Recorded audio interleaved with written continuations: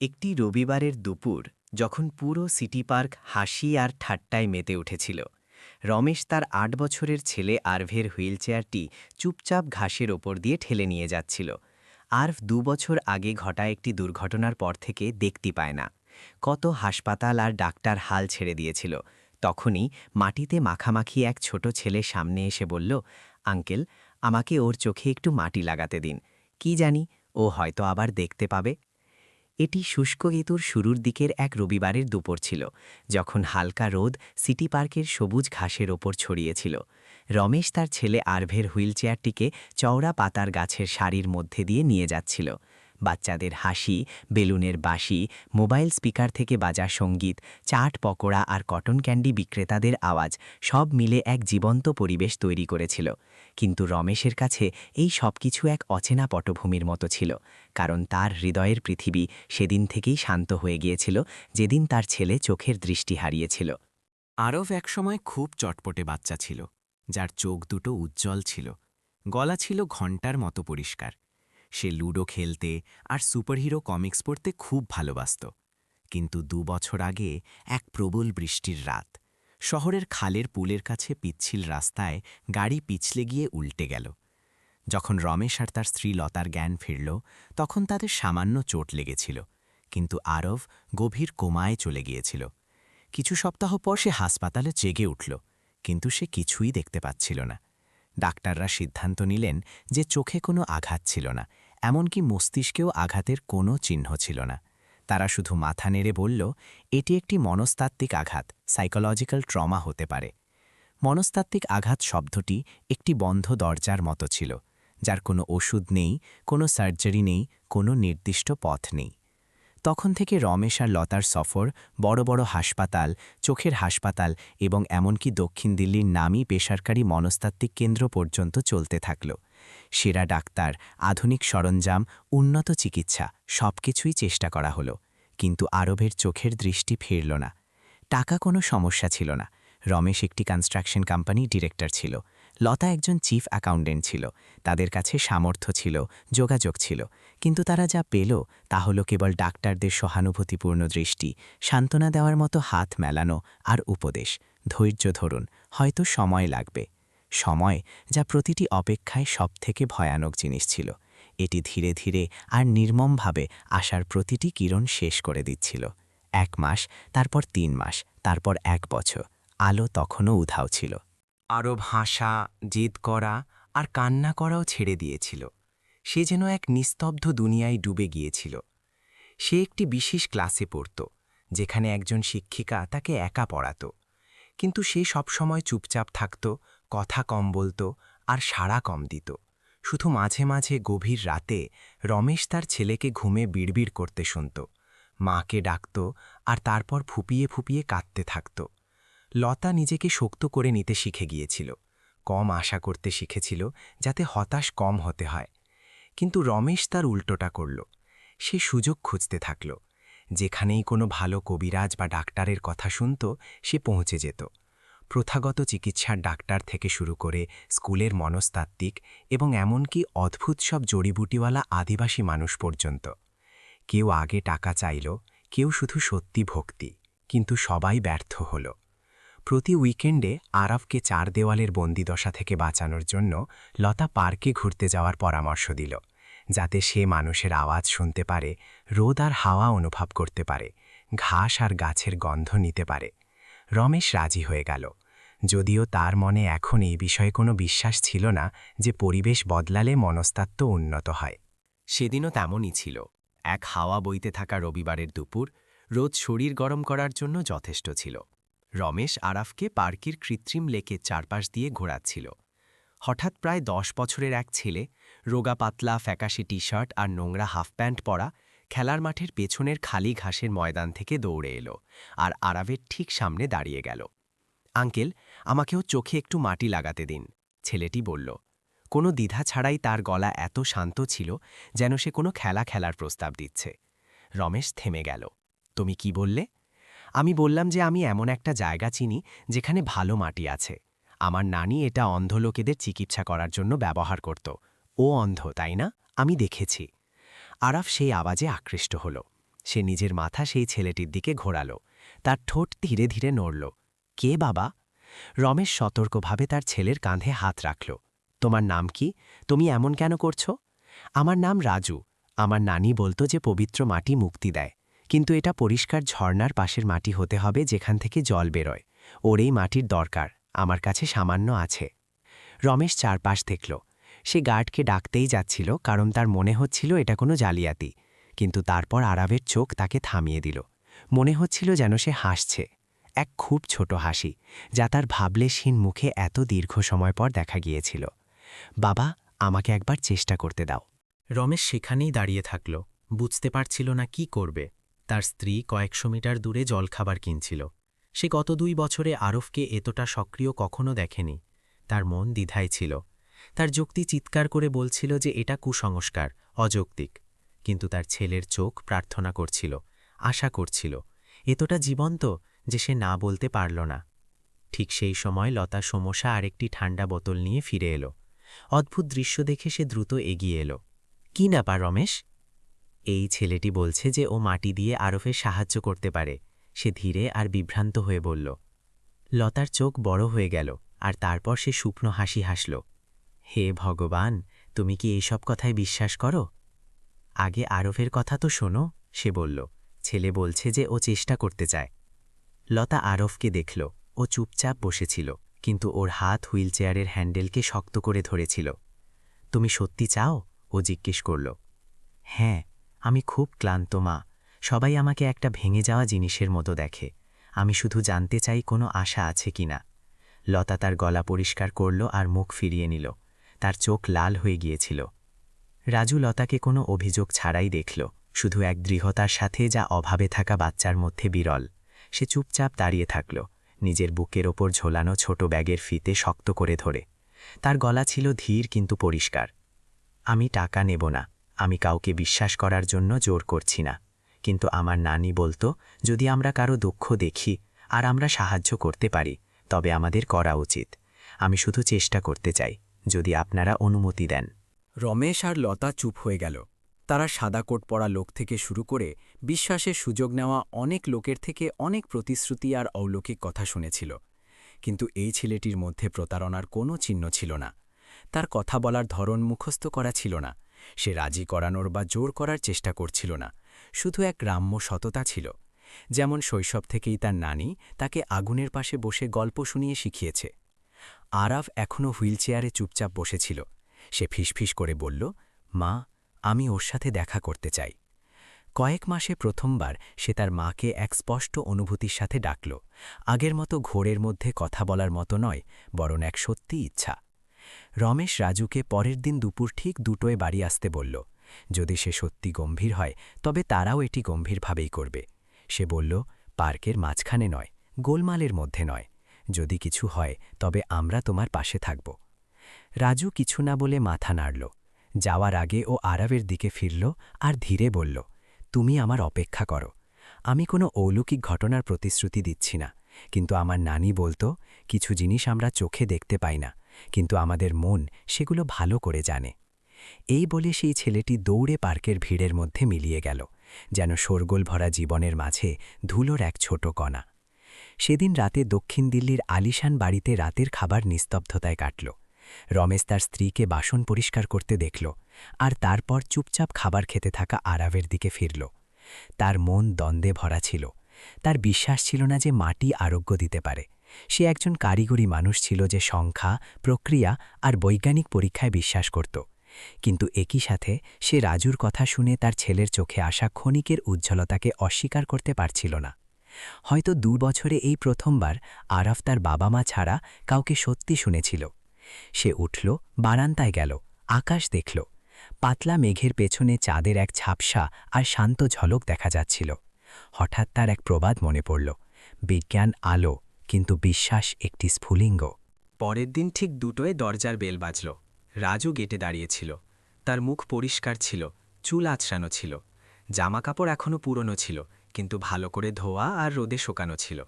তার হাতে একটি ছোট ঘষে যাওয়া কাপড়ের থলে ছিল।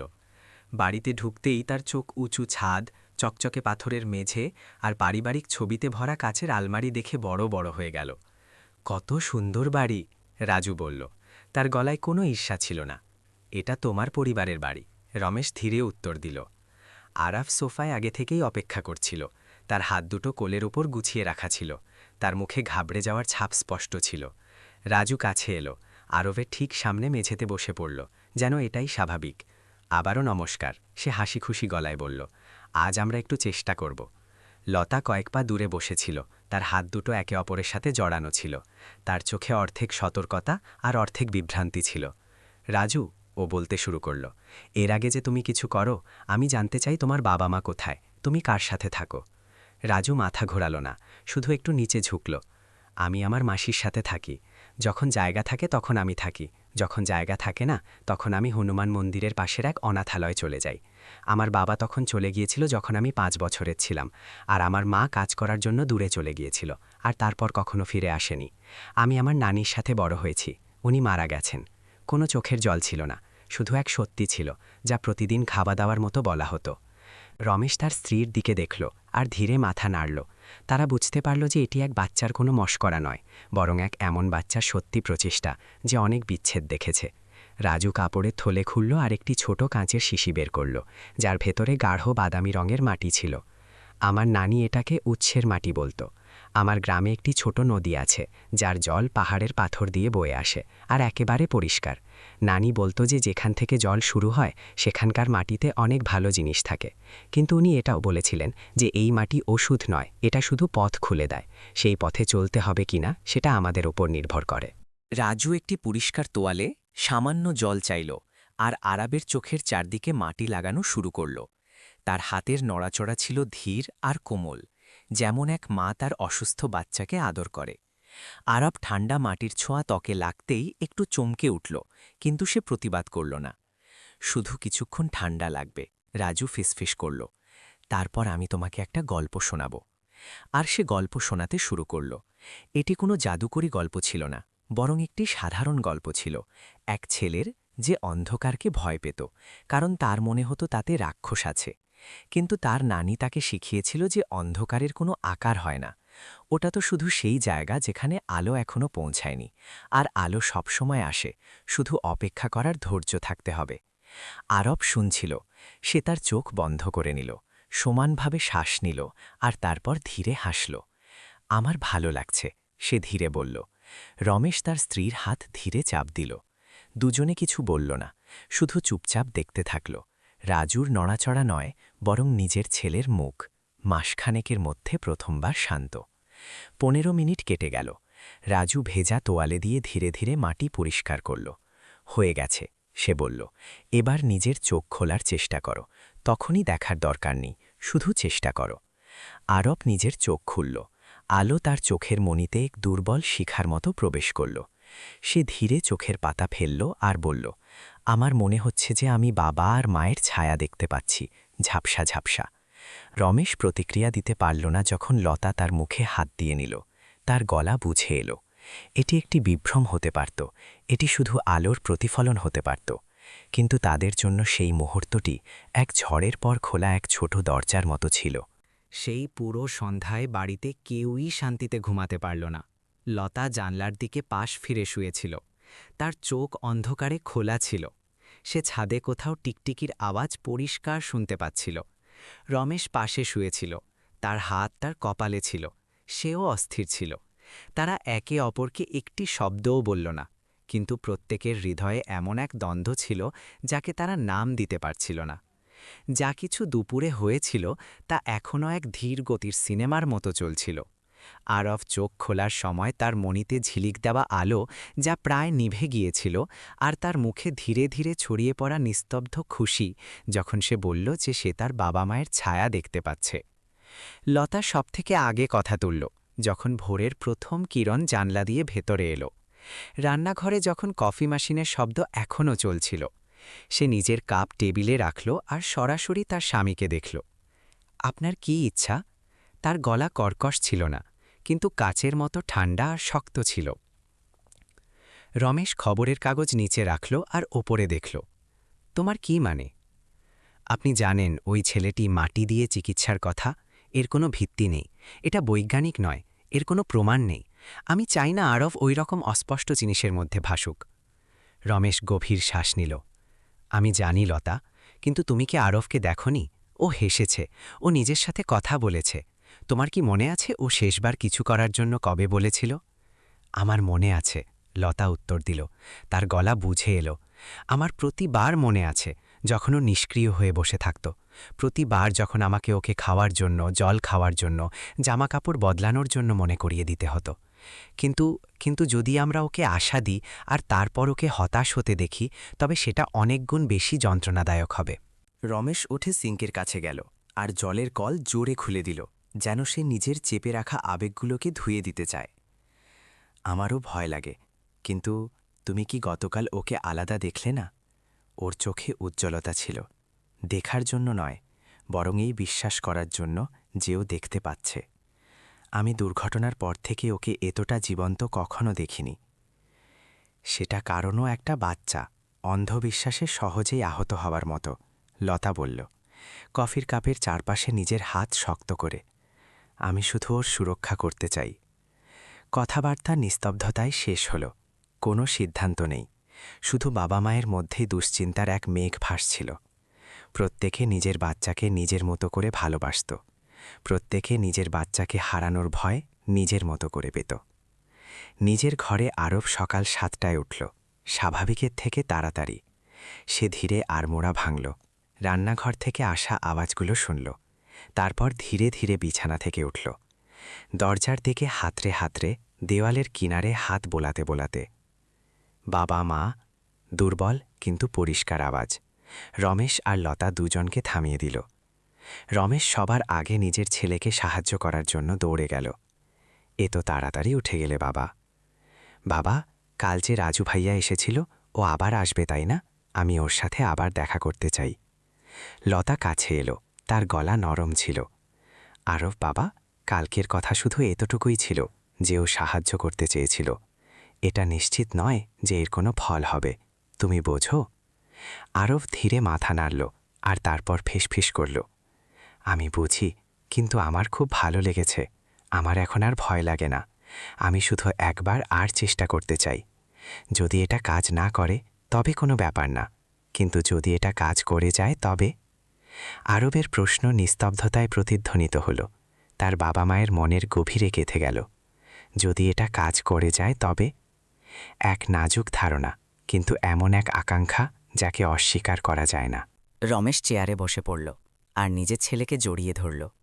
তাহলে আজ যদিও ফিরে আসে, তবে বাবা মা ওর সাথে আরও বিস্তারিত কথা বলবে। প্রতিশ্রুতি নয়, কিন্তু আমরা একবার আর শুনব, ঠিক আছে?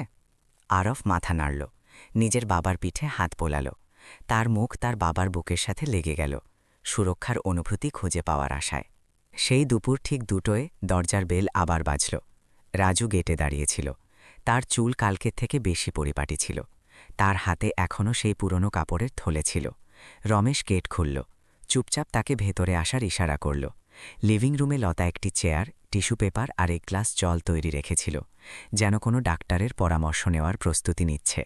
রাজু বসে পড়ল, একটু জড়সড় হয়ে, কিন্তু তার চোখে এখনও এক অদ্ভুত সারল্য ছিল। রাজু, লতা আগে বলতে শুরু করল। তার গলায় নরম ভাব বজায় রাখার চেষ্টা ছিল। আঙ্কেল আন্টি তোমাকে সন্দেহ করতে চায় না, কিন্তু তুমি এখনও খুব ছোট। যা তুমি করছো তাকে তুমি সত্যি বোঝো? আমি পুরোপুরি বুঝি না, রাজু কোনো দ্বিধা ছাড়াই উত্তর দিল। আমি শুধু তাই করি যা নানি শিখিয়েছিল। নানি বলতো যে আমরা রোগের চিকিৎসা করি না, আমরা শুধু লোকেদের তাদের ভেতরের সুস্থ অংশটিকে মনে করতে সাহায্য করি, সেই অংশটি যাকে দুঃখ লুকিয়ে দিয়েছে।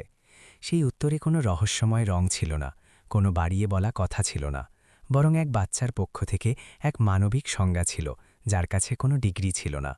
রমেশ জিজ্ঞেস করল, তুমি কি কখনো আর কারো সাথে এমন করেছ? হ্যাঁ, পাড়ার এক বুড়ি আম্মা, এক প্রতিবেশী বাচ্চা যে ভয়ে বোবা হয়ে গিয়েছিল। সবাই ঠিক হয়নি, কিন্তু তারা হালকা অনুভব করেছিল। তারা ভয়ে কুঁকড়ে যাওয়া বন্ধ করে দিয়েছিল। আর তুমি তাদের থেকে কিছু চাওনি? না, আমি শুধু চেয়েছিলাম যে তাদের কষ্ট কম হোক। এই সময় আরব পাশের ঘর থেকে বাইরে এলো, ধীরে ধীরে কিন্তু দৃঢ়ভাবে। আমি আবার চেষ্টা করতে চাই, সে বলল, আমার ভয় নেই। রমেশ তার স্ত্রীকে অপেক্ষা দৃষ্টিতে দেখল। লতার চোখ যুক্তি আর মনের মধ্যে সতর্কতা আর মায়ের ভালোবাসার দুর্বলতার মধ্যে দুলছিল। শেষে সে উঠল, আরবের কাছে গিয়ে হাঁটু গেড়ে বসে তার গাল ছুল। যদি তোমার ভালো লাগে তবে মা তোমার সাথেই থাকবে, কিন্তু যদি তুমি ক্লান্ত হয়ে যাও তবে তখনই জানাবে। আরব ধীরে হাসল। হ্যাঁ, রাজু হাসল।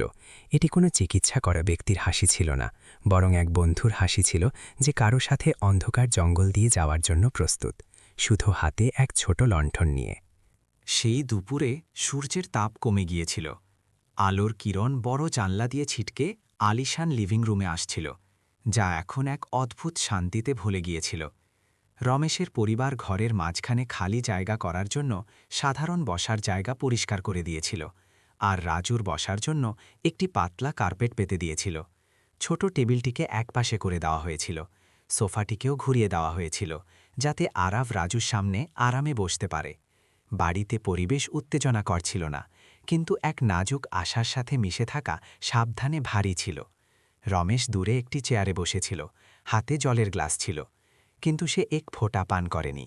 লতা কাঠের আলমারিতে পিঠ ঠেকিয়ে দাঁড়িয়েছিল, তার হাত বুকের ওপর ভাঁজ করা ছিল। তার চোখ রাজুর গতিবিধি থেকে সরছিল না। সে তার পেটের উপর পালথি মেরে বসেছিল, যেন এই বিলাসবহুল ঘরটি তার গরিব গ্রামের কোনো মাটির আঙিনা। রাজু কাপড়ের থলিটি খুলল এবং মাটির একটি ছোট শিশি বের করল, যা সাবধানে ঢাকা ছিল। সে মাটির শিশিটি আগে থেকে তৈরি পরিষ্কার তোয়ালের উপর রাখল এবং তারপর আরাবের দিকে স্নিগ্ধ চোখে তাকাল। আমি আমার হাত ধুয়ে নিয়েছি, লতা আন্টি আমাকে সুগন্ধি সাবানও দিয়েছেন। রাজু মৃদু হাসল। তার গলার স্বর ছিল পুরনো কোনো বন্ধুর সাথে কথা বলার মতো বন্ধুত্বপূর্ণ। আরাফ চুপচাপ বসে থাকল এবং খুব ধীরে মাথা নাড়াল। এই প্রথমবার সে পরিবারের বাইরে কাউকে কোনো দুশ্চিন্তা ছাড়াই নিজের এত কাছে আসতে দিয়েছিল। রাজু তার 2 হাত ঘষল, শিশি থেকে কিছুটা মাটি নিল এবং আরাফের চোখের চারপাশে খুব ধীরে ধীরে লাগাতে শুরু করল। একটু ঠান্ডা লাগবে, শুধু কিছুক্ষণের মধ্যেই ঠিক হয়ে যাবে, সে এক কোমল সতর্ক বার্তার সাথে বলল। আরাফ ত্বকে মাটির হঠাৎ ঠান্ডা অনুভবে তার মুখটা কিছুটা কুঁচকাল, কিন্তু সে বাধা দিল না বা ভীত দেখাল না। পুরো ঘর নিস্তব্ধতায় ডুবে গেল, শুধু ছাদের পাখার মৃদু শব্দ আর বাইরে বারান্দায় কিচিরমিচির করা পাখির ডাক শোনা যাচ্ছিল। তারপর রাজুর গল্প বলার শব্দ প্রতিধ্বনিত হল, না খুব উঁচু না খুব দ্রুত, কিন্তু বাতাসের মতো ছন্দময়, যা মনের প্রতিটি কোণে প্রবেশ করছিল। অনেক দিন আগের কথা, একটি ছেলে জঙ্গলের পাশে থাকত। প্রতি রাতে সে অন্ধকারকে ভয় পেত। তার মনে হতো সেখানে লাল চোখের এক রাক্ষস আছে, যে অবাধ্য শিশুদের খেয়ে ফেলে। একদিন তার নানি বলল যে অন্ধকার ভয়ের কিছু নয়, আসলে আলো এখনও সেখানে পৌঁছয়নি। তিনি তাকে খুব ছোট একটি তেলের লণ্ঠন দিলেন এবং বললেন যে সে যেন রাতে বাগানে যাওয়ার চেষ্টা করে, মাত্র 1 পা। ছেলেটি খুব ভয় পেয়েছিল, কিন্তু সে চেষ্টা করল। প্রতি পদক্ষেপে লণ্ঠনের ছোট আলোটি অল্প অল্প জায়গা আলোকিত করে চলল। শেষে সে বুঝতে পারল কোনো রাক্ষস ছিল না, শুধু গাছপালা, রাতরানীর সুগন্ধ আর পরিচিত পতঙ্গদের ডাক ছিল। আরব চুপচাপ শুয়ে থাকল, তার চোখ বন্ধ ছিল, তার মুখ ধীরে ধীরে শিথিল হয়ে গেল। আগের মতো দুশ্চিন্তাগ্রস্ত ছিল না। গল্পের মাঝখানে সে মৃদু হাসল এবং ফিস ফিস করে বলল, আমিও এই রকমই ভয় পেতাম। দুর্ঘটনার পর আমি অন্ধকার ঘরে শুয়ে থাকতাম, ভাবতাম চোখ খুললেই রক্ত দেখব, গাড়িতে বিস্ফোরণ দেখব, মাকে চিৎকার করতে দেখব। আরবের গলার স্বর ধীরে ধীরে নিস্তেজ হয়ে এলো, প্রায় বাইরের বাতাসের ফিসফিসানির সাথে মিশে গেল। রমেশ নিজের হাত শক্ত করে মুঠো করল, আর লতা মুখ ফিরিয়ে নিল। সে চায়নি তার ছেলে তার নীরবে বয়ে যাওয়া চোখের জল দেখুক। রাজু কথা থামাল না, শুধু একই রকম ধীর স্বরে গল্প শোনাতে থাকল। আমার নানি বলতো যে কখনো কখনো আত্মা ও চামড়ার মতো ছিলে যায়, কিন্তু আমরা যদি তাকে না ছুঁয়ে রেখে দিই তবে তাতে মামড়ি জমে যাবে এবং দাগ হয়ে যাবে। কিন্তু যদি আমরা তাতে গল্প শোনানোর মতো ওষুধ লাগাই বা জড়িয়ে ধরি, তবে সে ভেতর থেকেও ঠিক হয়ে যায়। 15 মিনিট কেটে গেল। রাজু ভেজা তোয়ালেটি হাতে নিল এবং আরভের মুখ থেকে মাটির প্রতিটি কণা মুছতে শুরু করল, এতটাই সাবধানে যেন সে কোনো নাজুক এবং মূল্যবান কিছু স্পর্শ করছে। আরভ তার চোখ খুলল, কয়েকবার পলক ফেলল এবং তারপর ধীরে বলল, আমি জানি না আমি দেখতে পাচ্ছি কিনা, কিন্তু আমার খুব আলাদা অনুভব হচ্ছে। মাথাটা খুব হালকা লাগছে। সে ওপরে রমেশের দিকে তাকালো।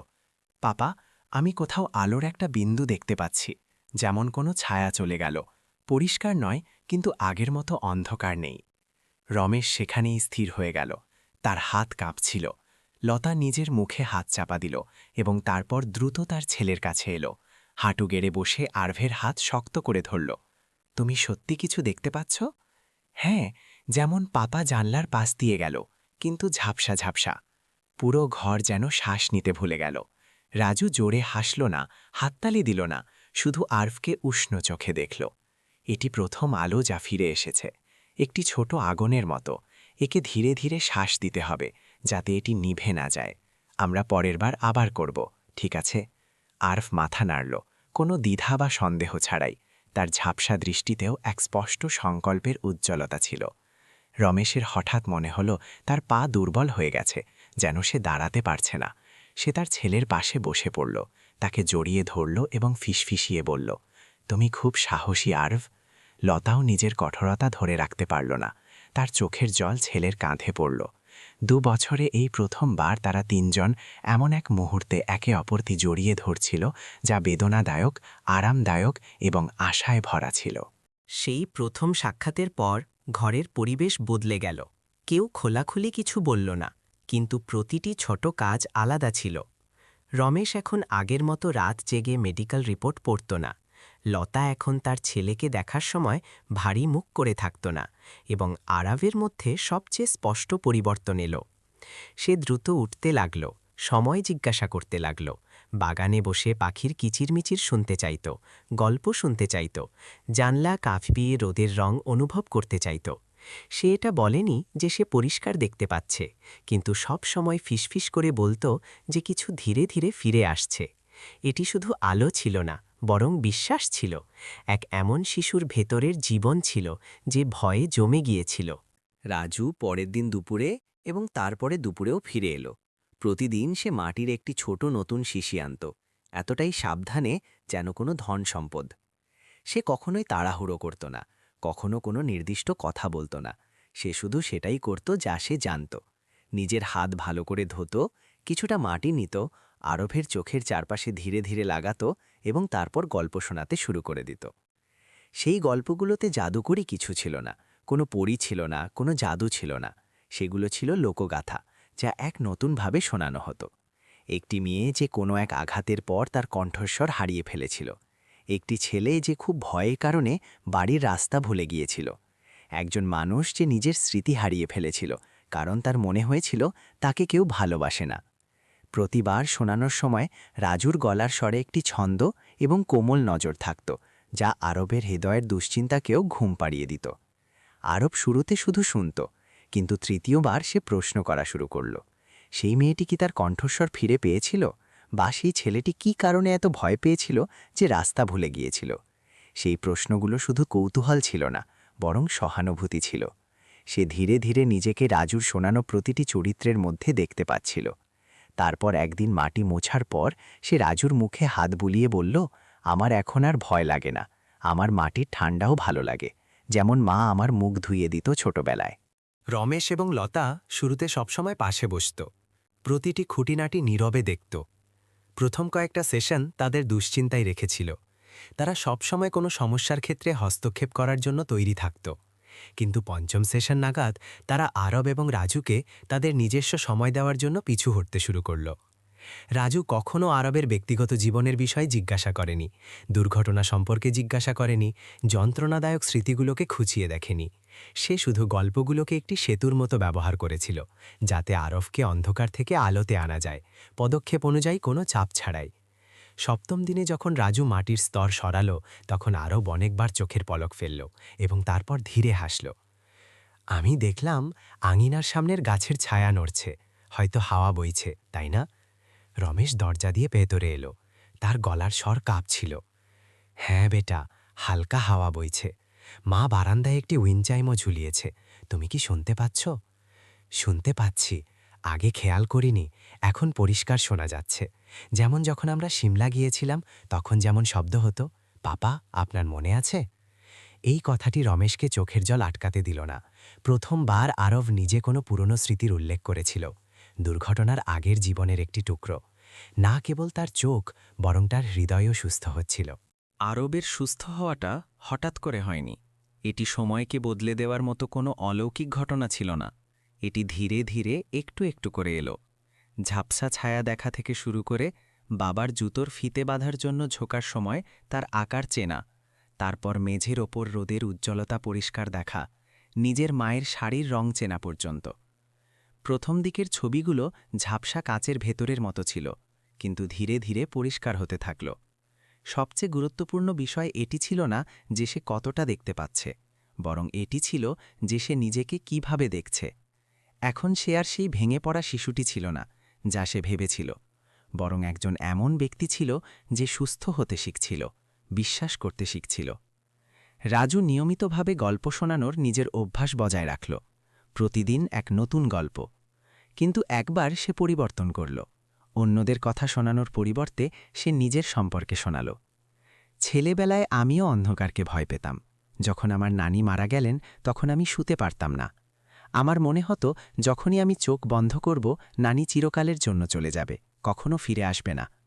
তারপর একদিন আমি স্বপ্ন দেখলাম যে নানি আমাকে নদীর ধারে নিয়ে যাচ্ছে। সে হাসছিল আর বলছিল, অন্ধকার কাউকে নিয়ে যায় না, এটি তো শুধু সেই সব মানুষের জন্য একটি কম্বল যারা ঘুমাতে চায়। যখন তুমি জাগবে তখন তুমি আবার আলো দেখবে। আরব শুনে মাথা নাড়ল, যেন সে কোনো গভীর কথা বুঝতে পেরেছে। তোমার নানি আমার মায়ের মতো, সে ফিসফিস করে বলল। যখন আমার অ্যাক্সিডেন্ট হয়েছিল তখন মাও আমাকে জড়িয়ে ধরে কেঁদেছিল আর বলেছিল কিছু হয়নি, আমার আরব বেঁচে আছে, এটাই আমার আলো। সেই রাতে লতা আরবের ঘরে গেল, বিছানায় বসল, তার চুলে হাত বুলিয়ে ধীরে জিজ্ঞেস করল, আরব, তুমি কি পাপা মম্মির ওপর রাগ করে আছো? সেই দুর্ঘটনার জন্য বা যা কিছু হয়েছে তার জন্য? আরব মাথা নাড়ল এবং তার মায়ের হাত ধরে নিল। না, আমি শুধু ভয় পেয়ে গিয়েছিলাম। আমার ভয় ছিল যে যদি আমি চোখ খুলি তবে আমি আবার পাপা মম্মিকে আহত দেখব, রক্ত দেখব, গাড়ি জ্বলতে দেখব। তাই আমি দেখার সাহস করিনি। আমার মনে হয়েছিল যদি আমি কিছু না দেখি তবে আমার ভয় লাগবে না। লতা কেঁদে ফেলল, নিজের ছেলেকে শক্ত করে জড়িয়ে ধরল। এত সময় ধরে সে ভাবছিল যে তার ছেলে হার মেনে নিয়েছে, কিন্তু জানা গেল যে সে শুধু একটি বন্ধ এবং নিস্তব্ধ খোলস দিয়ে নিজেকে বাঁচাচ্ছিল। পরের দিনগুলোতে রমেশ লম্বা ছুটি নিল। আরবের অগ্রগতিতে খুব আশ্চর্য হওয়ার কারণে নয়, বরং এই জন্যে যে সে বুঝতে পেরেছিল এটি একটি মূল্যবান মুহূর্ত যা পুরোপুরি উপভোগ করার প্রয়োজন ছিল। তার পরিবার প্রতি সন্ধ্যায় একসাথে হাঁটতে লাগল, কখনো পার্কে, কখনো বাড়ির পেছনে ছোট বাগানে। আরব বেশি হাসতে লাগল, বেশি প্রশ্ন করতে লাগল, নিজের চারপাশের প্রতিটি জিনিসের বিষয়ে কৌতূহলী হতে লাগল। এই ফুলটা কমলা কেন আর ওটা বেগুনি কেন? তোমরা কি দুজনকে পরিষ্কার দেখতে পাচ্ছ? খুব পরিষ্কার নয়, কিন্তু তাদের আলাদা আলাদা দেখতে পাওয়াই আমাকে আনন্দ দিচ্ছে। রাজু এখনও নিয়মিত আসত, কখনো অনুপস্থিত হতো না, সে যতই জোরে বৃষ্টি হোক না কেন।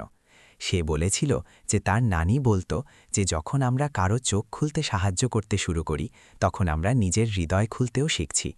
আর বাস্তবে না কেবল আরব সুস্থ হচ্ছিল, রমেশ এবং লতার পরিবারও আবার বেঁচে উঠছিল। তাদের মনে করিয়ে দেওয়া হচ্ছিল যে হতাশায় কখনো কখনো সবচেয়ে বেশি প্রয়োজন ওষুধ বা মেশিনের নয়, বরং ধৈর্য, বিশ্বাস এবং একটি এমন উষ্ণ হৃদয়ের যা একবার নিভে যাওয়া আশার আলোকে আবার জ্বালিয়ে দিতে পারে। প্রায় 2 সপ্তাহ পর্যন্ত রাজু প্রতি দুপুরে নিয়মিত বাড়িতে আসত। তার তালিমারা কাপড়ের থলে হাতে নিয়ে আসা সেই গরিব ছেলেটির ছবি এখন সেই জায়গায় অদ্ভুত লাগত না, যা শুধু দামি, পরিষ্কার পরিচ্ছন্ন এবং সুশৃঙ্খল জিনিসের অভ্যস্ত ছিল। শুরুতে রমেশ এবং লতা তার থেকে দূরত্ব বজায় রেখেছিল, কিন্তু সে একজন বিশেষ অতিথির মতো ছিল, যার একটি নির্দিষ্ট উদ্দেশ্য ছিল, তাদের ছেলেকে সুস্থ করা। কিন্তু ধীরে ধীরে রাজুর প্রতিটি কাজে স্বাভাবিকতা, সারল্য এবং বিচারশীলতা সেই দেয়ালটিকে পাতলা করে দিল, এবং তারপর সেটি কখন অদৃশ্য হয়ে গেল তা বোঝাই গেল না। রাজু কখনো রমেশের বাড়িকে থাকার জায়গা বলে মনে করেনি। প্রতিবার আসার পর সে তোয়ালে নেওয়ার আগে, রান্নাঘরে হাত ধোয়ার আগে এবং এমনকি মেঝেতে বসার আগেও অনুমতি চাইত। একদিন চিকিৎসার পর লতাকে রান্নাঘরে ব্যস্ত দেখে রাজু চুপচাপ কাছে এলো এবং ধীরে জিজ্ঞাসা করল, আন্টি, আমি কি সবজি ধুয়ে দিতে পারি? লতা কিছুটা অবাক হল, কিন্তু তারপর মাথা নাড়ল। তো সেই সন্ধ্যায় প্রথমবার সেই রান্নাঘরে, যাকে লতা একটি নিষিদ্ধ এলাকার মতো রেখেছিল, রাজুর সবজি কাটার শব্দ এলো। তার গলায় ছিল নানির স্যুপ তৈরির গল্প, এবং লতার মৃদু হাসিও ছিল, যা গত 2 বছরে খুব কমই শোনা গিয়েছিল। আরবের কথা তো বলাই বাহুল্য। সে রাজুকে একজন বড় ভাইয়ের মতো মনে করত, কখনো কখনো তো এক জাদুকরী বন্ধুর মতো, যে অলৌকিক কিছু করতে পারে। প্রতিদিন সকালে আরব জিজ্ঞাসা করত, রাজু ভাইয়া কি আজ আসবে? আমি তাকে কাল রাতে স্বপ্নটা শোনাতে চাই। সে ছবি আঁকা শুরু করে দিল। যদিও তার চোখ পুরোপুরি পরিষ্কার ছিল না, তবুও সে পেন্সিল এবং ক্রেয়ন দিয়ে সেটাই আঁকতে চাইত, যা সে অনুভব করত।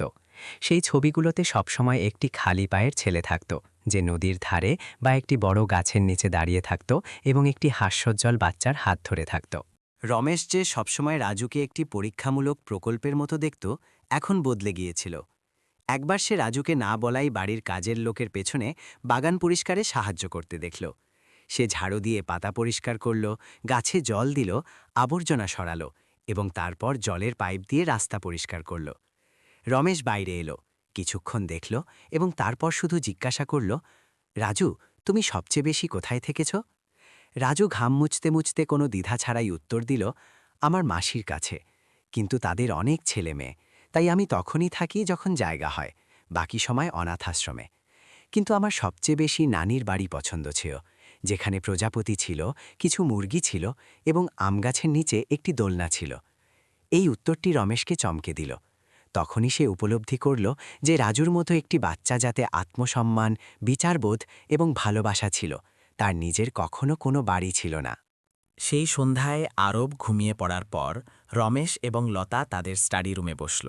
দরজা বন্ধ ছিল, ঘরটি আলোকিত ছিল, এতটাই শান্ত যে কেবল দেয়ালে লাগানো ঘড়ির টিকটিক শব্দ শোনা যাচ্ছিল। রমেশ প্রথমে কথা শুরু করল, আমি অনেক ভেবেছি, রাজু শুধু আরবকে সাহায্য করেনি, সে আমাদের পুরো পরিবারকে বদলে দিয়েছে। আমি জানি, আমিও সেটাই অনুভব করেছি। লতা ধীরে শ্বাস ছাড়ল। কিন্তু তুমি কি বলতে চাইছ? আমি তোমার মতামত জানতে চাই। যদি আমরা রাজুকে দত্তক নিই তবে কেমন হয়? এই কথাটি শান্ত জলে ফেলা একটি বোমার মতো ছিল। লতা তার স্বামীকে বড় বড় চোখে দেখল। কিছুক্ষণ পর সে ধীরে বলল, তুমি সত্যি বলছ? হ্যাঁ, আমি শুধু কৃতজ্ঞ বোধ করছি না, আমি তাকে পছন্দ করি। এমন একটি বাচ্চাকে আমাদের সেই জায়গায় ফেরত পাঠানো উচিত নয়, যাকে কোনো বাড়ি বলা যায় না। লতা বেশ কিছুক্ষণ চুপ থাকল। তার মাথায় রাজুর ছবি এলো, যে কাজের লোককে সাহায্য করছিল, না বলতেই খাওয়ার পর বাসন ধুচ্ছিল, আরবকে অকারণে গল্প শুনিয়ে ঘুম পাড়িয়ে দিচ্ছিল, যা তাকে স্বপ্নে হাসিয়ে দিত। রাজু এই ঘরের একটি অংশ ছিল, এটি খুব স্পষ্ট ছিল। কিন্তু সে কি রাজি হবে? সে বলল, অবশ্যই, আমাদের তাকে জিজ্ঞাসা করতে হবে, জোর করে নয়। আর যদি সে রাজি হয়, তবে আমরা এটি ঠিক মতো করব, আইন অনুযায়ী, কাগজপত্রের সাথে, পুরো দায়িত্বের সাথে। পরের দিন 11তম সেশনের পর যখন আরব ক্লান্ত হয়ে জলদি ঘুমে পড়ল, রমেশ রাজুকে স্টাডি রুমে ডাকল। লতা আগে থেকেই বসেছিল, একে অপরের হাত ধরে যেন কোনো বিয়ের প্রস্তাব নিয়ে এসেছে। রাজু চেয়ারে বসল, অবাক এবং কিছুটা চিন্তিত। রমেশ প্রথমে বলল, তার গলার স্বর গম্ভীর ছিল, রাজু, আঙ্কেল আন্টি তোমাকে একটি গুরুত্বপূর্ণ কথা জিজ্ঞাসা করতে চায়। আরবের বিষয়ে নয়, বরং তোমার বিষয়ে। তুমি অভাবে থাকো, তোমার কোনো অফিসিয়াল অভিভাবক নেই, তাই না? রাজু মাথা নাড়ল। তাহলে যদি আঙ্কেল আন্টি চায় যে তুমি সবসময় এখানেই থাকো, পরিবারের সদস্যের মতো, তোমার নিজের ঘর হোক, স্কুল হোক, তোমার নাম আমাদের সাথে যুক্ত হোক, তবে কি তুমি রাজি হবে? রাজুর চোখ বড় বড় হয়ে গেল। বেশ কিছুক্ষণ পর তার ঠোঁট কাঁপল। আমি সত্যি এখানে থাকতে পারবো? আমাকে বের করে দেওয়া হবে না? যদি তুমি চাও তবে এটি তোমার বাড়ি হবে, লতা আবেগপ্রবণ হয়ে বলল। রাজু মাথা নিচু করল, 2 হাত হাঁটুর ওপর রাখল, কিছুক্ষণ চুপ থাকল এবং তারপর ফিসফিস করে কাঁদতে লাগল। আমার কখনো নিজের ঘর ছিল না, কেউ আমাকে কখনো জিজ্ঞেস করেনি আমি কোথায় থাকতে চাই। আমি থাকতে চাই যদি আপনাদের কোনো অসুবিধে না হয়। রমেশ এগিয়ে গিয়ে তাকে জড়িয়ে ধরল। আমাদের কোনো অসুবিধে নেই, আমরা খুশি। সেই রাতে প্রথমবার তাদের বাড়ির লিভিং রুমে অনেক রাত পর্যন্ত আলো জ্বলল। এই জন্য নয় যে কেউ ঘুমাতে পারছিল না, বরং এই জন্য যে পুরো পরিবার একসাথে ক্ষীর খাচ্ছিল, লতা তৈরি করেছিল, হাসি ঠাট্টা চলছিল, যেমন একটি বড় পরিবারে হয়। রাজু এখন আর অতিথি ছিল না, বরং একজন অফিসিয়াল সদস্য ছিল। যদিও কাগজের কাজ এখনও বাকি ছিল, কিন্তু প্রত্যেকের হৃদয়ে এই কথাটি স্পষ্টভাবে প্রতিষ্ঠিত হয়ে গিয়েছিল। যখন রাজু আনুষ্ঠানিকভাবে রমেশের পরিবারের সদস্য হয়ে গেল, তখন সেই শান্ত বাংলোর পরিবেশ এখন কথা, হাসি এবং সেই শব্দগুলোতে ভরে গেল যাকে মানুষ একটি সত্যিকারের ঘরের উষ্ণতা বলে। কিন্তু ঘরের কেউ সেখানেই থেমে থাকল না।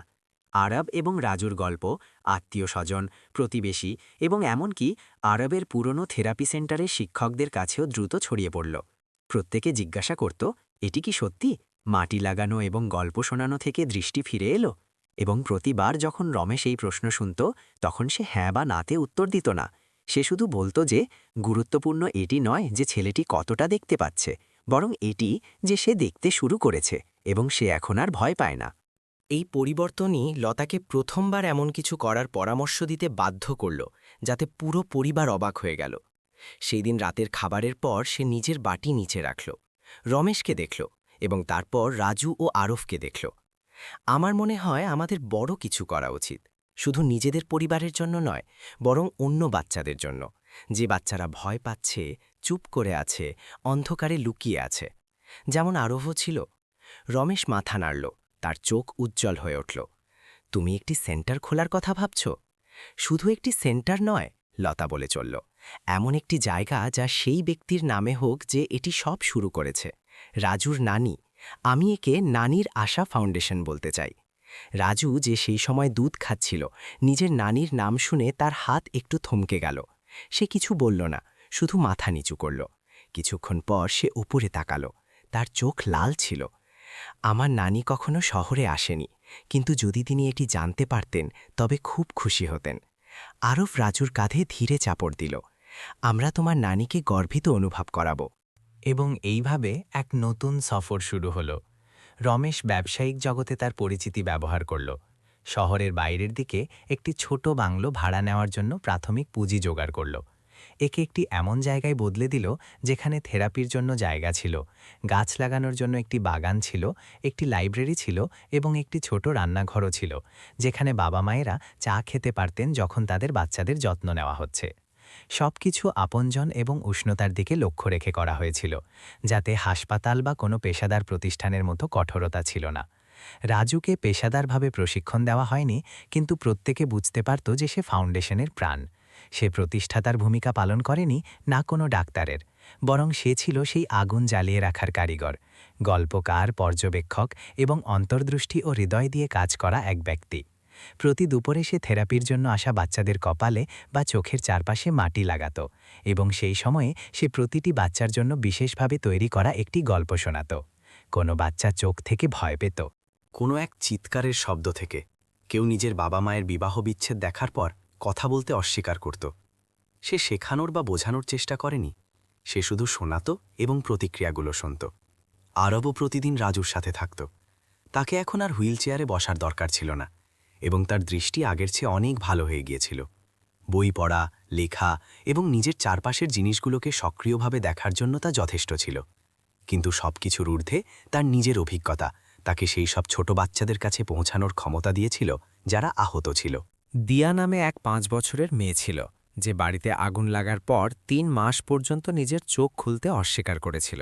ডাক্তাররা বলেছিলেন যে তার কোনো শারীরিক চোট ছিল না, কিন্তু সে মানসিকভাবে খুব ভীত ছিল। যখন তাকে ফাউন্ডেশনে আনা হলো, তখন দিয়া কাঁপছিল, কথা বলছিল না, কোনো যোগাযোগ করছিল না।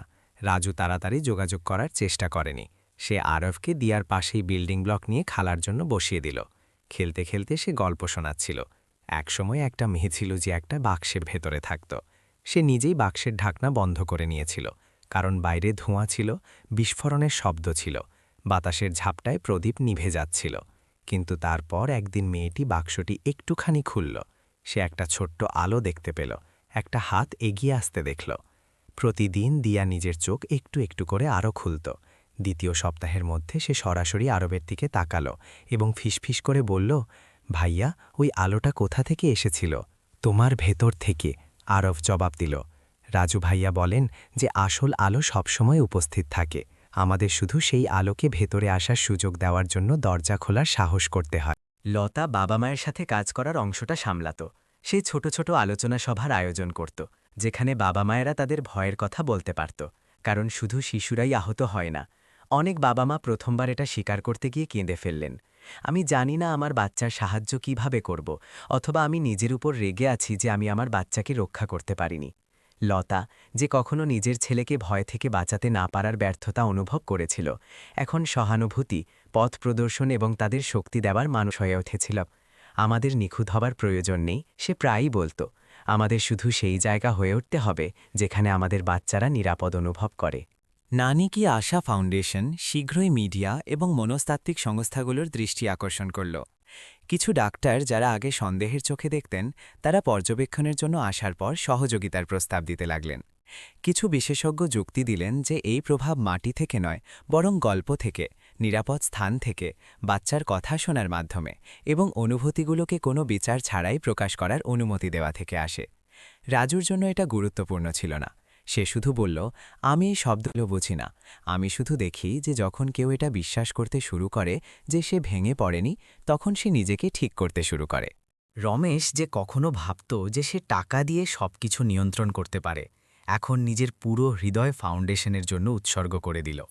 সে সম্পদ, পরিচালনা এবং দীর্ঘমেয়াদী অর্থের চিন্তা করত, কিন্তু তার হৃদয়ের গভীরে যে জিনিসটি তাকে সবচেয়ে বেশি আবেগপ্রবণ করত, তা দান বা প্রশংসার নিবন্ধ ছিল না, বরং প্রতিদিন বিকেলে রাজু আর আরফকে ফাউন্ডেশনের আঙিনায় একটা গাছের নিচে বসে থাকার মুহূর্তটি ছিল।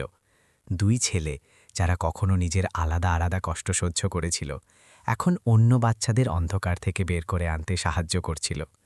ফাউন্ডেশন তার কাজ ছিল না, বরং একটি অলৌকিক ঘটনা ছিল, যা জীবন নিঃশব্দে বুনেছিল, যাতে সে সেটির যত্ন নিতে পারে। নানি কি আশা ফাউন্ডেশনের আধিকারিক। কাজ শুরুর প্রথম দিনগুলোর পর আশা পরিবারের সংখ্যা প্রতিদিন বাড়তে লাগল। তারা মাটি দিয়ে চিকিৎসা বা কোনো জাদুপুরি অলৌকিক ঘটনার অপেক্ষায় আসত না। তারা এটা শুনে আসত যে এমন একটা জায়গা আছে যা কখনো চুপ থাকা বাচ্চাদের প্রথমবার কথা বলতে পারে। যাদের চোখ কখনো ভয়ে হারিয়ে থাকত, তাদের মধ্যে ধীরে ধীরে কোমল আলো ফিরে আসছিল। এবং তারা এই কারণে আসত কারণ গভীরে প্রত্যেকেই বুঝত যে কিছু ক্ষত ত্বকের অপর হয় না, এক্স-রে বা পরীক্ষা রিপোর্টে দেখা যায় না, কিন্তু তবুও একটা বাচ্চাকে ভেতর থেকে মেরে ফেলে। এক সপ্তাহের শুরুতে যখন ফাউন্ডেশনের আঙিনায় কিছু বাচ্চাই বালিতে খেলছিল, তখন এক তরুণ দম্পতি গেটে এসে উপস্থিত হল। লোকটি লম্বা আর রোগা ছিল, তার গায়ের রং রোদে তামাটে হয়ে গিয়েছিল। তার হাতে বাচ্চাদের কিছু জামাকাপড় ভরা একটা পুরনো প্লাস্টিকের থলি ছিল। তার পাশে মহিলাটি এতই রোগা ছিল যে মনে হচ্ছিল যেন তেজ বাতাস তাকে ফেলে দেবে। তার চোখগুলো বসে গিয়েছিল, কিন্তু নিজের বাচ্চার কথা উঠতেই তা উজ্জ্বল হয়ে উঠত। তারা নিজেদের সাথে প্রায় 5 বছরের এক মেয়েকে এনেছিল, যার কালো চোখ ছিল, কিন্তু তাতে কোনো প্রাণ ছিল না। সে তার মায়ের শাড়ির আঁচল শক্ত করে ধরে রেখেছিল, না কথা বলছিল, না হাসছিল, না কোনো ডাকে সাড়া দিচ্ছিল। সে দিয়া ছিল। মেয়েটি সম্প্রতি একটি বাড়িতে আগুন লাগতে দেখেছিল, যার ফলে তার পরিবারের সমস্ত সম্পত্তি পুড়ে গিয়েছিল, এবং সেই দিন থেকে দিয়া নিজের ভেতরের সব আওয়াজ বন্ধ করে দিয়েছিল। তার কোনো পোড়া ক্ষত বা চোট ছিল না, কিন্তু সেই রাতে যখন সে একটা বড় বিস্ফোরণের শব্দ শুনেছিল এবং কালো ধোঁয়াকে নিজের ঘরের ছাদ গিলে নিতে দেখেছিল, তখন থেকে সে একটা শব্দও বলেনি। রাজুই তাদের নিতে এলো। সে বেশি প্রশ্ন করল না, না সেই দিন কোনো চিকিৎসা করার তাড়া দেখালো।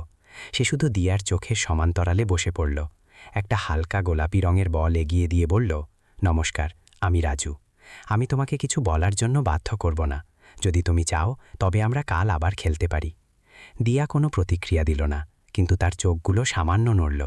তার মা তাকে জড়িয়ে ধরল। নিঃশব্দে চোখের জল ফেলে রাজুকে ফিসফিস করে বলল, ও ঘুমাতে পারে না। চোখ খুললেই সে নিজের মুখ বালিশে লুকিয়ে ফেলে। না আগুন দেখতে চায়, না আলো। ওর মনে হয় আলোই প্রাণঘাতী। পরের দিন দিয়া আবার এলো, এবং তার পরের দিনও। কেউ তাকে বাধ্য করেনি। সে শুধু রাজু আর আরবের পাশে বসে গল্প শুনত। একদিন রাজু এক রাজকুমারীর কথা বলল, যে নিজের কণ্ঠস্বর একটা টিনের বাক্সে লুকিয়ে রেখেছিল, কারণ তার মনে হয়েছিল যদি সে কিছু বলে তবে গ্রাম আবার পুড়ে যাবে। আরব জঙ্গলের এক ছেলের গল্প শোনাল, যে নিজের নাম ভুলে গিয়েছিল, শুধু এই ভয়ে যে মানুষ তার নাম ধরে ডাকবে আর সে চিরকালের জন্য হারিয়ে যাবে। দিয়া না কোনো প্রশ্ন করল, না কোনো উত্তর দিল, কিন্তু প্রতিবার গল্প শোনার সময় তার চোখ তাকিয়ে থাকত, এবং তার মায়ের শাড়ির ওপর তার হাতের ধরা আলগা হয়ে যেত। ষষ্ঠ দিনে রাজু প্রথমবার মাটি লাগানোর চেষ্টা করল, চোখে নয়, বরং দিয়ার হাতের তালুতে। সে বলল, এখানকার মাটি ঠান্ডা নয়, এটা আমার নানির মাটির মতো। তিনি বলতেন যে যখন আমাদের হাত ঠান্ডা হয়ে যায় তখন মাটি আমাদের সেই সময়গুলো মনে করতে সাহায্য করে যখন আমরা ভয় না পেয়ে কারো হাত ধরেছিলাম। দিয়া চুপ থাকল যখন রাজু মাটির আস্তরণ পরিষ্কার করল। সে না কাঁদল না কথা বলল, কিন্তু নিজের মায়ের দিকে তাকালো এবং ধীরে ধীরে মাথা নাড়ল। সেই সামান্য মাথা নাড়া দেখে মা কেঁদে ফেললেন। 2 মাসেরও বেশি সময়ের মধ্যে এটিই প্রথমবার ছিল যখন তার মেয়ে কোনো সক্রিয় প্রতিক্রিয়া দিয়েছিল। দেওয়ার পর এক ছেলে এলো, যার নাম ছিল করণ, যে এক শিক্ষিত দম্পতির ছেলে ছিল। করণ খুব বুদ্ধিমান হতো, কিন্তু একবার নিজের বাবা মাকে খাওয়ার টেবিলে জোরে জোরে চিৎকার করতে আর থালা বাসন ভাঙতে দেখার পর সে হঠাৎ চুপ হয়ে গেল। সে পরিবারের সাথে খাবার খেত না, প্রায়ই কোনো কারণ ছাড়াই পেটে ব্যথায় কষ্ট পেত। ডাক্তাররা কোনো রোগ খুঁজে পাননি। তারা বললেন যে এটি মানসিক চাপের কারণে পরিপাক্রিয়া সমস্যা। রাজু করণের সাথে সরাসরি কথা না বলে তাকে ছবি আঁকতে বলে যোগাযোগ করল। আমার জন্য একটা খুব বড় খাওয়ার টেবিলওয়ালা ঘর বানাও, রাজু বলল। করণ ছবি আঁকল, কিন্তু খাওয়ার টেবিলে কখনো কোনো চেয়ার থাকত না। 5 বার এমন ছবি আঁকার পর সে খুব ধীরে বলল, যদি কোনো চেয়ার না থাকে তবে কেউ একসাথে বসবে না, কেউ একে অপরের উপর চিৎকার করবে না। তখন থেকে করণের বাবা মা তাকে নিয়মিত আনতে লাগলেন। তারাও লতার সাথে আলোচনা সভায় অংশ নিলেন। ধীরে ধীরে একে অপরকে দোষ না দিয়ে রাতের খাবার খাওয়া শিখলেন। তারপর হিনা ছিল 12 বছরের এক মেয়ে, যে নিজে সবচেয়ে কাছের দিদির বাড়ি থেকে পালিয়ে যাবার পর অবসাদে ছিল, কারণ তার ওপর অত্যাচার হতো। হিনা কখনো কারো সাথে চোখ মেলাত না, সবসময় মাথা নিচু করে থাকত এবং সারাদিন হেডফোন লাগিয়ে থাকত। একদিন হালকা বৃষ্টির দুপুরে রাজু হিনার পাশে বারান্দায় বসল এবং চুপচাপ এক বন্ধুর গল্প শোনাল, যে নিজের এক প্রিয়জনের স্মৃতিতে পাওয়া চিরুনি হারিয়ে ফেলেছিল এবং তখন থেকে কখনো আয়না দেখা সাহস করেনি। হিনা যখন সেই বন্ধুকে কোনো দয়ালু ব্যক্তির দ্বারা রাস্তার ধারে ফেলে যাওয়া একটা ছোট্ট আয়না তুলতে দেখল, তখন সে চুপচাপ নিজের হেডফোন খুলে ফেলল। কেউ তাকে কথা বলার জন্য বাধ্য করেনি, কিন্তু সেই দিন থেকে হিনা সঙ্গীতে লুকিয়ে থাকা বন্ধ করে দিল। উন্নতি কোনো বাজি ফটকার মতো আসেনি, বরং এক দীর্ঘ বৃষ্টির পর নিঃশব্দে গজিয়ে ওঠা এক চারাগাছের মতো এলো। নানি কি আশা ফাউন্ডেশনে আসা প্রতিটি বাচ্চা এক একটা আলাদা ভয়, এক অজানা অন্ধকার কোণ নিয়ে আসত। কিন্তু রাজু, আরব, লতা এবং তাদের সহযোগীদের ধৈর্য, উষ্ণতা এবং নিঃস্বার্থ ভালোবাসায় বাচ্চারা ধীরে ধীরে নিজেদের অনুভূতিগুলোকে নাম দিতে, স্মৃতিগুলোকে ফিরে পেতে এবং তারপর নিজেকে গভীরভাবে ফিরে পাওয়া শিখল। অলৌকিকতা মাটিতে ছিল না, এটি ছিল মানুষের হৃদয়, যারা হার না মানার মতো যথেষ্ট ধৈর্যশীল ছিল, শোনার জন্য যথেষ্ট শান্ত ছিল এবং বিশ্বাস দেওয়ার জন্য যথেষ্ট সৎ ছিল। নানি কি আশা ফাউন্ডেশনের প্রসার কোনো বড় মিডিয়া প্রচার বা ভালো বিনিয়োগ করা পিআর লেখকের মাধ্যমে হয়নি। এটি হয়েছিল সত্যিকারের গল্প থেকে, সেই বাচ্চাদের থেকে যারা কখনো চুপ ছিল এবং এখন কথা বলছে, সেই চোখগুলো থেকে যা কখনো ভীত ছিল এবং এখন বিশ্বাসে উজ্জ্বল হয়ে উঠেছে, আর সেই পরিবারগুলোতে ঘটা পরিবর্তন থেকে যারা কখনো হতাশার কিনারে ছিল। একজন প্রাথমিক বিদ্যালয়ের শিক্ষিকা তার ছাত্রী দিয়াকে উজ্জ্বল মুখে ক্লাসে লিখতে এবং আবার কথা বলতে দেখার পর সক্রিয়ভাবে ফাউন্ডেশনের সাথে যোগাযোগ করলেন। রাজুর সাথে স্কুলের প্রধান শিক্ষকের কথা বলার অনুমতি চাইলেন। তিনি বললেন, আমি জানি না বাচ্চাদের চিকিৎসা কিভাবে করা হয়, আমি শুধু জানি যে ওই মেয়েটি কবিতা লেখার জন্য ফিরে এসেছে এবং কাল ক্লাসে একটা পুরনো গান গুনগুন করছিল। সেই আমন্ত্রণ এমন এক শৃঙ্খল শুরু করল যা রাজু, আরব বা রমেশ এবং লতাও আশা করেননি। মাত্র 2 মাসের মধ্যে শহরের 6টি প্রাথমিক বিদ্যালয়, 3টি মাধ্যমিকটি পাড়ায় এবং কিছু শহরতলি জেলা থেকে আমন্ত্রণপত্র এলো, যেখানে ফাউন্ডেশনের কাছে মনস্তাত্ত্বিক সমস্যার লক্ষণযুক্ত বাচ্চাদের সহায়তা করার উপায়গুলো ভাগ নিয়ে নেওয়ার অনুরোধ জানানো হলো। যদিও তারা শুরুতে ইতস্তত বোধ করছিল, তারা শুধু অভিজ্ঞতা, গল্প বলা এবং খেলার মাধ্যমে চিকিৎসা শিখতে চেয়েছিল। কিন্তু কিছু সফরের পর রাজুকে বাচ্চাদের কাছে কোমল চোখে, কোনো চাপ ছাড়াই উপস্থিতি এবং এক বহমান নদীর মতো গল্প বলার আওয়াজের সাথে যোগাযোগ করতে সরাসরি দেখার পর, যারা আগে ডাক্তার এবং ওষুধের মানসিকতা রাখতেন, তারা প্রশ্ন করতে শুরু করলেন, ভালোবাসা আর গল্প কি এক প্রকারের চিকিৎসা হতে পারে? শহরের শিক্ষা বিভাগ এই মডেলের কথা শুনল এবং শীঘ্রই মনস্তাত্ত্বিক বিশেষজ্ঞদের জরিপের জন্য পাঠাল। তারা অভিভাবক হিসেবে গিয়ে লতা পরিচালিত গোষ্ঠীমূলক কার্যকলাপে চুপচাপ বসলেন। রাজুর গল্প বলা এবং মাটি লাগানোর অধিবেশনগুলো দেখলেন এবং আরভের কথা শুনলেন, যে শুধু একজন সাক্ষী ছিল না, বরং আরোগ্য যাত্রার এক অংশও ছিল। আরভ নিজের অভিজ্ঞতা পেশাদার শব্দ দিয়ে নয়, বরং সত্যিকারের অনুভূতি দিয়ে শোনাল। সেই সময় আমার মনে হয়েছিল যে আমি ভেঙে পড়েছি। আমার চোখ দেখতে পেত না, আমার হৃদয়ও বন্ধ হয়ে গিয়েছিল। প্রতিবার যখন কোনো বড় মানুষ আমার কাছে আসত, তখন তারা জিজ্ঞাসা করত যে আমার কোথায় কষ্ট হচ্ছে, কিন্তু কেউ জিজ্ঞাসা করেনি যে আমি কোন বিষয়টাতে ভয় পাই। শুধুমাত্র রাজু ভাইয়া জিজ্ঞাসা করেননি যে আমার কি হয়েছে। তিনি শুধু গল্প শোনালেন, আর আমি নিজেই কথা বলতে শুরু করলাম। সেই সহজ শব্দগুলো ঘরের অনেক প্রাপ্তবয়স্ক মানুষকে মাথা নত করতে বাধ্য করল। তারা অনুভব করলেন যে হয়তো তারা প্রযুক্তিতে অনেক দূর চলে গিয়েছিলেন এবং হৃদয়ের স্পর্শ ভুলে গিয়েছিলেন। রিপোর্ট তৈরি করার পর শিক্ষা বিভাগ একটি অভ্যন্তরীণ সেমিনারের আয়োজন করল, যেখানে বিশেষজ্ঞ, প্রধান শিক্ষক এবং শিক্ষা ও স্বাস্থ্য মন্ত্রণালয়ের প্রতিনিধিদের আমন্ত্রণ জানানো হল। শুরুতে রমেশ, লতা আর রাজু সবাই চিন্তিত ছিল। তাদের ভয় ছিল যে তাদের কুসংস্কার আচ্ছন্ন বা অবৈজ্ঞানিক মনে করা হবে। কিন্তু একজন বিখ্যাত শিশু মনোরোগ বিশেষজ্ঞ দাঁড়িয়ে বললেন, মাটি রোগের চিকিৎসা করতে পারে কি পারে না তা আমার প্রমাণ করার দরকার নেই। আমার শুধু এটা দেখার দরকার আছে যে যে বাচ্চারা বাঁচতে চাইতো না, তারা এখন ছবি আঁকছে, নিজেদের বাবা মাকে ডাকছে, নতুন স্বপ্ন দেখছে।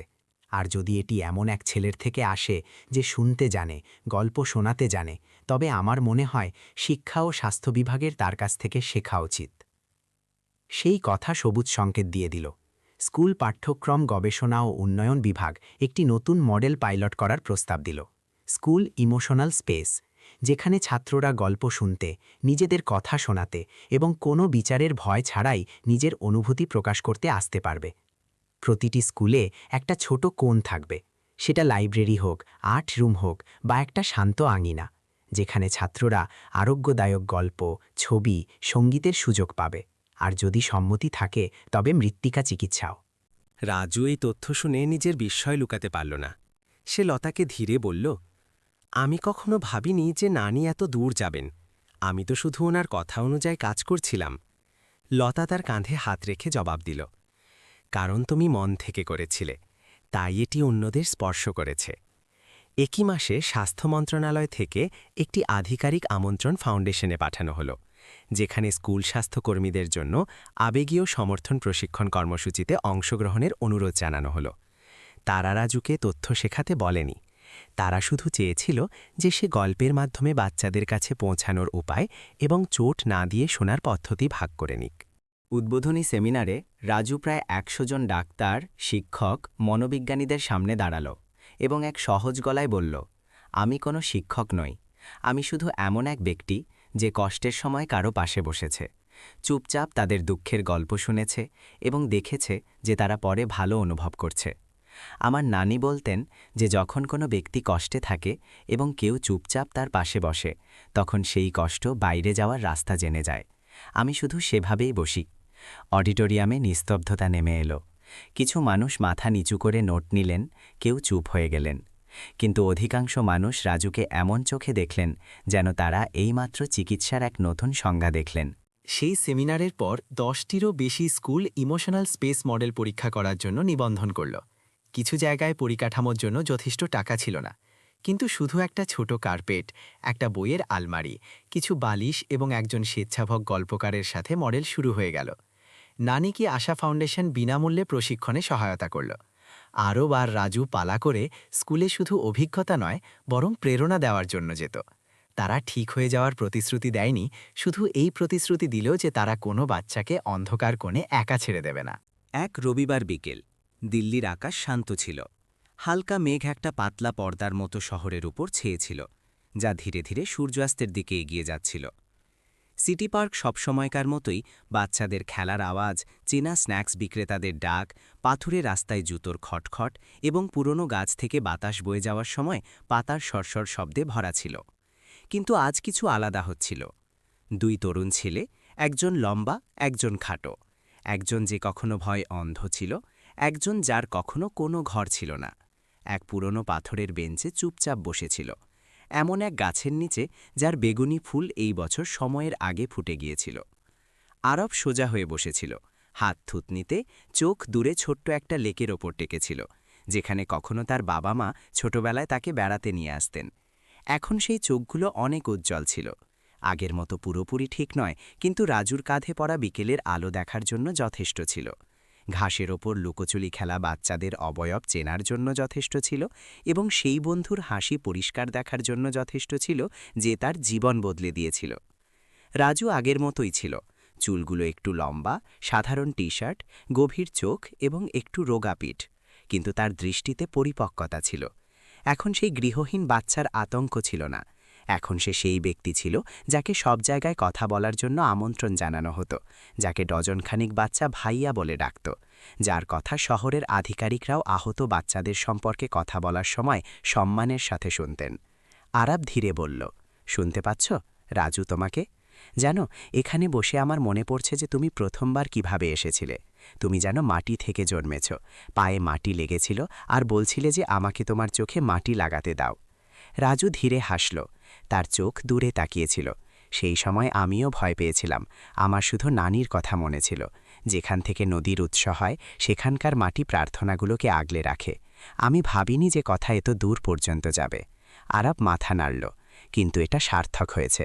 তোমার কারণে আমি আবার দেখতে পেলাম, শুধু আলোই নয় বরং বিশ্বাসের সাথে বেঁচে থাকার মানেও।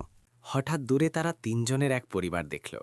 এক স্বামী স্ত্রী এবং প্রায় 7 বছরের এক মেয়ে একটা খেলার জায়গার পাশে গাছের নিচে বসেছিল।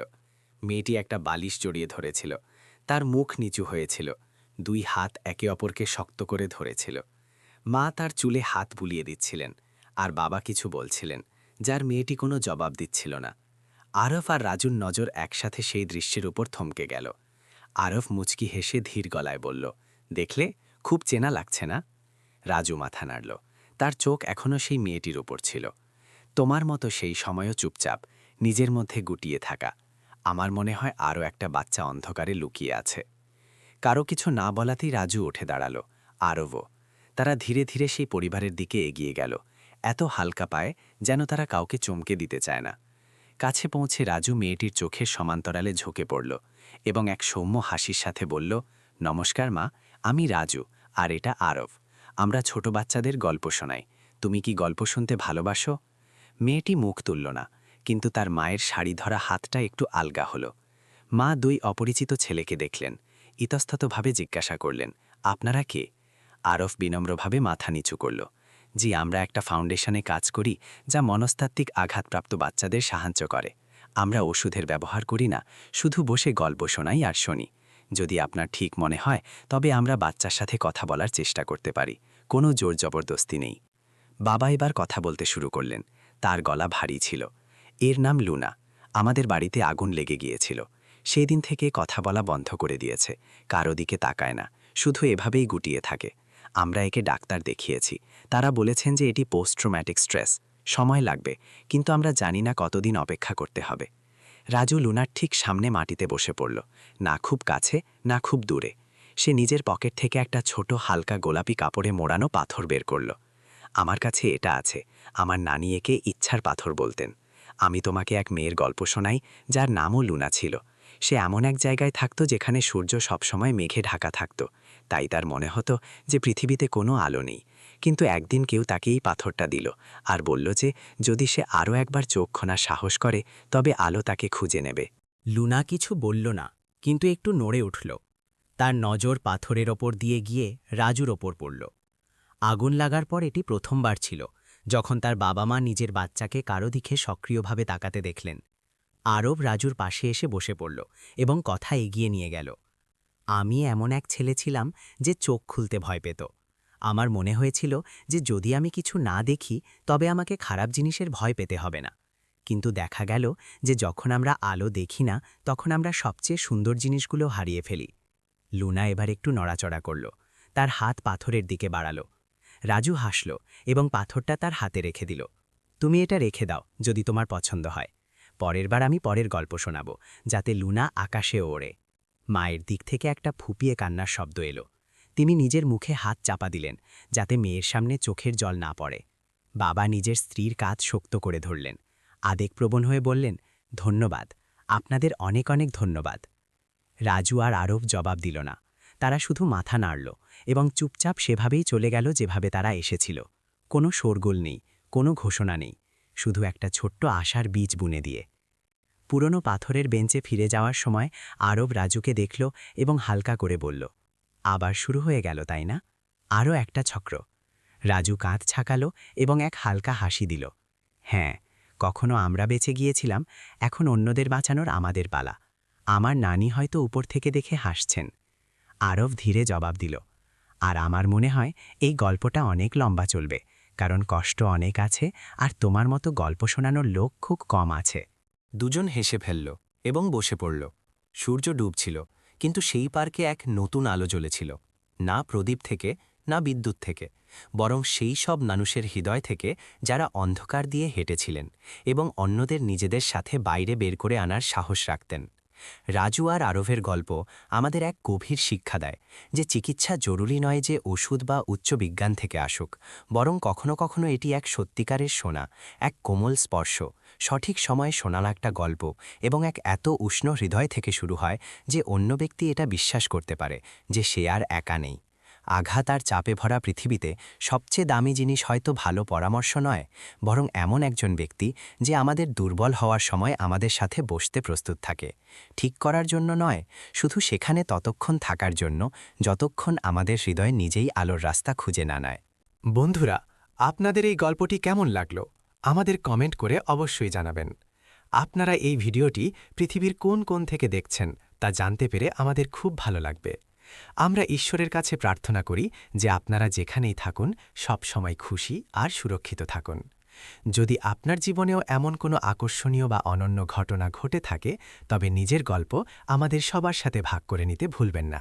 আমাদের আপনাদের গল্পগুলো পড়ে খুব ভালো লাগবে।